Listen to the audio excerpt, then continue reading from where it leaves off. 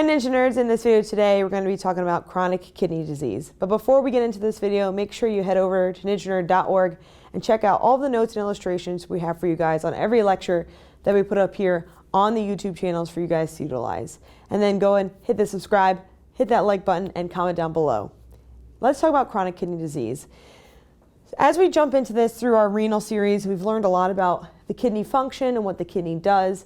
And then as we start to progress through an acute kidney injury and then potentially talking now about chronic kidney disease. So chronic kidney disease is defined by the subtle decrease or this gradual decrease, progressive decrease of the kidney function for greater than 3 months. So as we see the kidneys start to be affected in its function and its decrease greater than 3 months. So what that means is that as we talk about glomerular filtration rate, we get a decrease in the filtration rate or the GFR of the kidney. And as it progresses over time, eventually greater than 3 months where we have this chronic decrease in the function of the kidney, we then can be diagnosed with chronic kidney disease. And in this video, let's talk about really quickly what are some of the main functions of the kidney, right? We've talked about this before. It helps us filter things out, helps us do a lot of different balancing, helps us create some hormones. But in this video, I want to particularly touch on a couple topics of what the kidney can do. So the first one we're going to talk about right here is erythropoietin, or EPO. So EPO is our ability to then potentially create red blood cells. And our kidney, if we're having a decrease in this function over time, we're having a decrease in the productivity of erythropoietin, or EPO. And over time, if we have a decrease in EPO, then we're going to have a decrease in the production of red blood cells, right? And that puts us at risk for a couple things. It puts us at a risk for anemia, puts us at a risk for potentially bleeding. So for a patient to have a decrease in EPO, we could have a chance for anemia.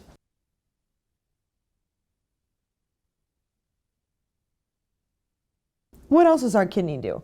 Our kidney has the ability to activate vitamin D. So we have vitamin D within our body. We can put it in its active form, and then it helps us absorb calcium and do a lot of other functions.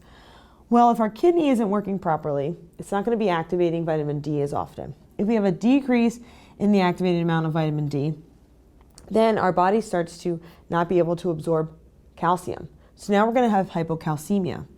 What happens then is our body notices this, our thyroid able to tell, it says, okay, we don't have enough calcium, so I'm going to produce parathyroid hormone, PTH, right? And that's going to go and eventually affect our bones. And our bones is where we have some of that calcium. It's going to take that calcium from our bones, and our bones could potentially be brittle and breaking down, right?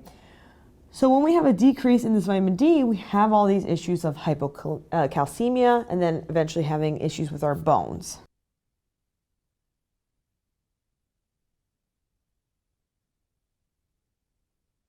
Now let's talk about renin. Our kidney has the ability to help us produce renin, right? What's renin? Renin helps us keep our blood pressure where it needs to be, right? Maintains our blood pressure. And we talked about in the kidney before with our glomerular filtration rate and our nephrons. And our body notices this when we're not having a good enough filtration rate, right? So the glomerular filtration rate drops. Our body says, uh-oh, we don't have the correct amount of filtration. It believes it has something to do with the perfusion of blood, right? Maybe we're not getting enough blood to that area. So we're going to jack up some renin that's going to help jack up our blood pressure. When it does this, it creates hypertension at some point. And one of the causes that we're going to talk about for chronic kidney disease is hypertension. So it creates almost this rolling circle, this infinite circle of an issue where our body believes that it's not getting enough perfusion to the kidneys. It thinks it's related to an issue with the blood volume, so it's going to start jacking up renin, which is going to jack up our blood pressure. But in reality, it's not that issue. So now we have a chronic problem because when this correlation occurs, this hypertension can also be a cause for that kidney issue. So now we have this overarching problem that just keeps turning this wheel and causing an issue for our kidney.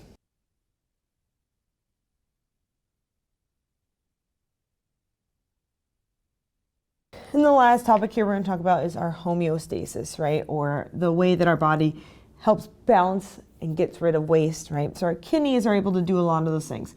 Helps balance all of our electrolytes, balance our hormones, balance our fluid, right?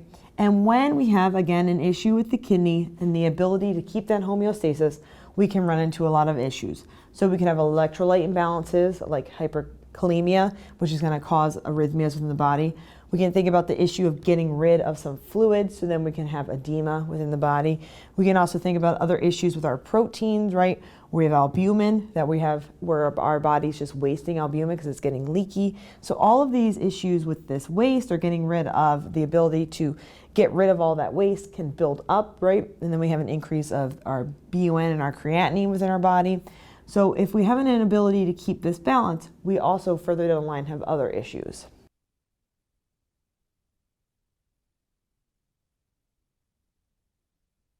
And there's many things we could go over here and talk about and keep going on with these lists, but we're going to just keep it at these main points, and then we're going to go move into the causes here. And when we talk about chronic kidney disease and the causes of chronic kidney disease, there's two that really can cause the most concurrence of chronic kidney disease, and those would be hypertension and diabetes. Besides diabetes mellitus and hypertension, we can also talk about acute kidney injury, which can be one of the causes of our CKD. We can also think about autoimmune disorders, and then also infection can be common causes as well. Can eventually lead to a couple different issues within the kidney that eventually causes all of these problems here, a decrease in the function, and then what the clinical manifestations could look like. So when we're talking about some of the causes, what we're looking at is a decrease in function, we're looking at damage, and we're looking at the inability for the kidney to do its job. And all of this can essentially be attributed to a decrease in the GFR. So now that we looked at all this, we talk about some of the functions of a kidney and what, if the kidney's not functioning properly, what we can have issues with. Now let's talk about those clinical manifestations of how this patient might present to us. All right, engineers, so now let's go on to the clinical manifestations of what's going on with this patient. We said that chronic kidney disease is a gradual loss of the kidney function, right? And it's going to be irreversible over these 3 months. But when we're really looking at chronic kidney disease, we're focusing on the GFR as one of the main diagnostics, and then we go further investigating this patient. And that gradual, what happens with these patients is sometimes we don't see them until they're later in these stages, right? So this happens because that gradual progression of this patient, right? So this patient comes in and maybe they've been complaining of having a headache, and then all of a sudden we check their blood pressure and we see they have high blood pressure. If you have a strong doctor or someone who's going to look at you fully, they may be checking blood pressure, but some docs just give some medications, right? So we just put a Band-Aid on the patient's issue. They have high blood pressure, we gave them antihypertensives. We didn't investigate any further. So one, those medications might not work, but two, they're not treating the underlying issue of having some type of decrease within the kidney function. Over time, we can eventually get chronic kidney disease. So when we look at these stages, you can see that, our normal glomerular filtration rate, our GFR, is usually around 100 to 120, even 125, depending on male and female. As we progress through these stages and as the GFR gets lower, we start to see more and more manifestations or more and more symptoms for that patient. So real quickly, let's run through the different stages. We have stage 1 is the normal GFR of greater than 90 milliliters per minute. Stage 2, then we go 60 to 89 milliliters per minute. Stage 3 can actually be broken up as well. So some facilities will break this up in their lab work, or even some nursing schools and on their tests will break this up. So we can have 3A and 3B, which we could have 3A 46 to 59, 3B 30 to 45. Overall, 3 is 30 to 59. And then we can go stage 4, 15 to 29, and then stage 5, less than 15, right? So when we look at these clinical manifestations, we think back to those functions of the kidney. They're not able to filter properly, it's not balancing, it's compensating for other issues, and we start to see some manifestations of these patients. And unfortunately, when we have somebody that maybe doesn't go to the doctor as often, we don't see these patients until something more serious occurs.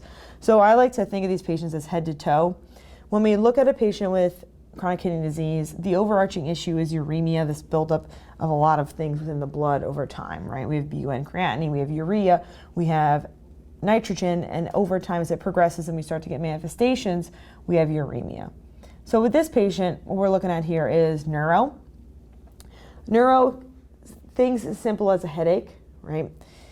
But we can move into other things, right? As a patient's having issues, they're having buildup of fluid, they're having buildup of waste products within their body, things that aren't being balanced properly, they can get issues with the brain, right? So we can think if they're having encephalopathy or they're having changes in their neuro, what are those more critical things that might bring them in to see the doctor? Maybe they're acting more confused, they're getting extremely tired, they're starting to have an altered mental status, and then unfortunately maybe moving into seizures, right? And that is the type of neuro manifestations that maybe brings our patient in to say, hey, I think something's going on, I don't know what's wrong with me. So let's put those on here.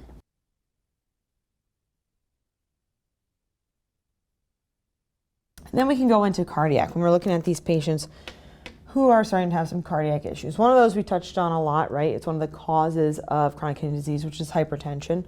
But we can also think about if we're having that inability to filter out, we're going to have an increase in potassium. So we could have cardiac arrhythmias. They could have some chest pain. We also talked about the decrease in erythropoietin causing a decrease in the red blood cells. So they could be anemic or at a risk for bleeding. So some cardiac issues or manifestations are things that we can see as well.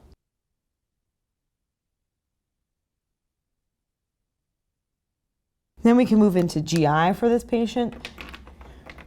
With this, we're going to have patients that maybe are having issues with nausea, vomiting, and then they can also have issues with anorexia, having an inability or a loss of appetite. And then we can move on to urinary. Again, we have a patient who has a decrease in their GFR, right?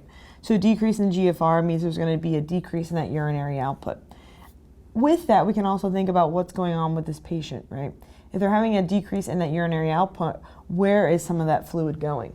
Right? They're going to have edema. Are they going to have peripheral edema? Are they going to have pedal edema? Are they going to have it anywhere else? That depends on the patient. How far and what stages are we in? Does this patient have ascites? Are they having other issues or places where they're putting fluid, like around the heart or around the lungs? And then we can look at integumentary. With integumentary, patients that are having uremia or an increase in urea, they can get a couple things. They can be itchy, or they can have pruritus, which is that itchiness. And then we can also have uremic frost, which is where urea actually comes out through, sits on the skin, and then it can cause like a little white, yellowish, dusty looking crystal-like formation on the skin. So when we look at this patient, or we have a patient come in and they're complaining of a slew of different things like this, right? We want to start to look at this patient as a whole first. We don't want to try to pinpoint and say this is definitely the problem and only test for those things. So when we go in, we're going to be checking some blood work, we're going to be checking maybe some images, we're going to be checking some urine, and we're going to talk about those diagnostics now, particularly which ones are the most important to or pertinent to chronic kidney disease. Which ones are the ones that we see changes within the lab work that are going to put us in the line of, I think this patient has a chronic kidney disease. So with the diagnostics, we're going to quickly go over what are the things within this patient's blood work, or urinalysis, or the imaging that's going to point us into the direction of, I think this patient has CKD. So when we look at the blood work, we should all be ready right now talking about the BUN creatinine, right? So the BUN creatinine is going to be high. We're also going to see other things that are elevated, right? Potassium and a slew of other electrolytes. And then we also want to think about back to those causes. We're going to have a decrease in our red blood cells, right? So our hemoglobin might be low. This patient's going to look anemic to us. And through that blood work, we're going to think, okay, what else is going on? And then we can look at the urine. So we look at the urine. Patient has the ability to give us some urine, so we have a urine analysis, even though they're having a decreased urine output. And when we test that urine, we're going to see some things within the urine, right? We're going to see some blood, we're going to see some protein, and then we also might see that it's dense or high in our urine-specific gravity. And that has to do with that low output of that urine is going to create also a really, really rich urine.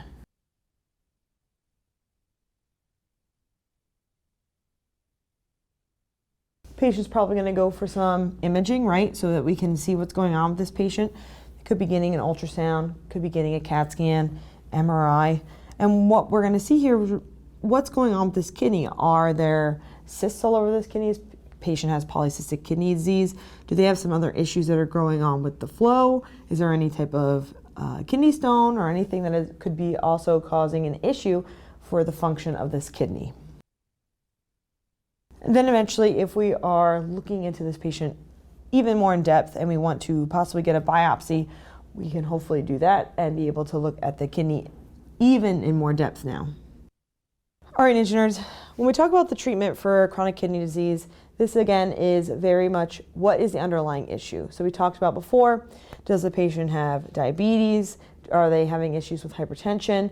And what are those underlying causes for that treatment? Because we want to treat that underlying cause. So if this patient has hypertension, we're going to give them antihypertensives. If this patient's having an issue with diabetes, we're going to give you medications that are going to help with their diabetes, right?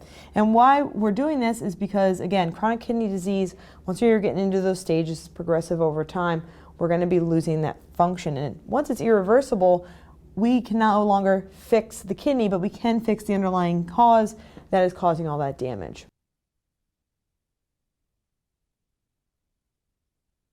With this, we also want to look at what is going on with the patient. Do they need us to give them albumin? Do they need us to give them fluids? Is there something else that we need to stop doing or add more to? And eventually, along those lines, if this patient is so far gone, they may have to go and get dialysis, peritoneal dialysis or hemodialysis. So are they getting a vascular access? Are they going to have a procedure in order to get that graft done? Or are they just be going straight in to having something else going on and then they can get their dialysis as well? So when we look at this treatment, it's very much treating the underlying cause.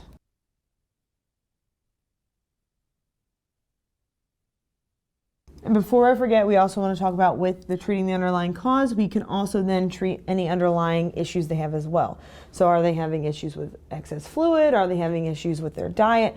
Are there other ways that we can treat their issues that they have going on? For example, patients having an issue with a headache, are we looking at those medications that they're taking? Maybe we can alter the medications. We're not taking NSAIDs as often so that we're not causing further damage to the kidneys as well.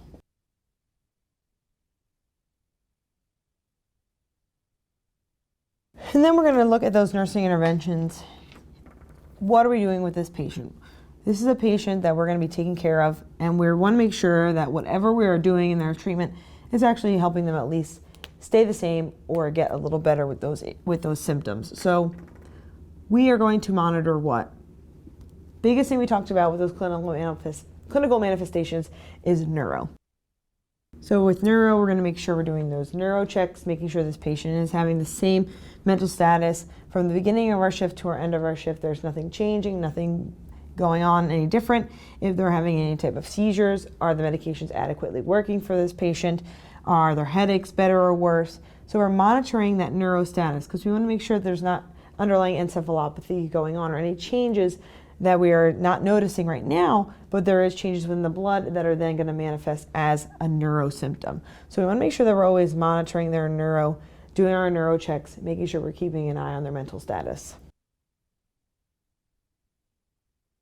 We also want to make sure that we're checking on their cardiac, right? So when we do their cardiac, there's things like we want to make sure that they're on telemetry, if they're having issues with their potassium or hypokalemia. We also want to make sure that they're noting or letting us know if there's any changes within their chest pain. We also want to keep an eye on their blood pressure. Are those antihypertensives working for this patient? Is their blood pressure getting better or worse? And is there anything else going on with like fluid overload? Are we able to listen to their heart sounds, making sure that there's nothing else going on with pericarditis or any other underlying issues around the heart? Then we can look at, again, we talked about taking the blood pressure antihypertensives, and we're checking that blood pressure afterwards, making sure that all the medications this patient is on are working or doing their intended outcome. But also, is there any changes? Remember, with the kidney function, there may not be the change, or there may be a change in the absorption or the ability for these medications to work or work too well because we're not having that ability to filter. Right? So because of that, we want to make sure that we are assessing all those medications we're giving our patients and making sure that we're not, one, damaging the kidney further, two, making sure that they are being adequately filtered out of our body and they're not accumulating over time, and then three, giving us, again, that desired outcome.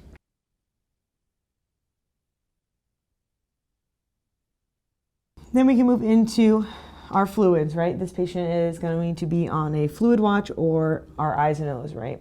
So when we do those eyes and nose, what are we checking? We're making sure this patient's voiding more than 30 milliliters per hour, or what is desired for this patient, making sure that they're not taking in too much fluid.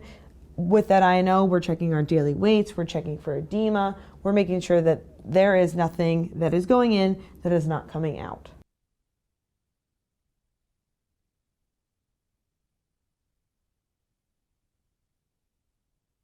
And one of the ways we can also assess this patient with those eyes and nose and make sure we're also listening to their lung sounds, right? Because that's a spot that fluid likes to hang out and accumulate as well. And then the last thing we want to talk about is diet. When we talk about INO, we can also talk about the patient's diet. Remember that with this patient, what we're looking at here is somebody that maybe has a loss of appetite, right? They don't want to eat as often. So we're going to increase that calorie intake. We want to make sure that we have high calorie, but we do want to make sure eyes and nose, we have a decrease in the sodium, and we also want to have a low protein because we don't want that kidney working overload, right? To get rid of all those proteins, we don't want those proteins to build up within the body. So with our diet, we want to have high calorie, low sodium, low protein. All right, Nutritioners, and that is our video on chronic kidney disease, CKD. I hope you liked it. If you do, make sure you give it a thumbs up, comment down below. Don't forget to subscribe. And as always, until next time.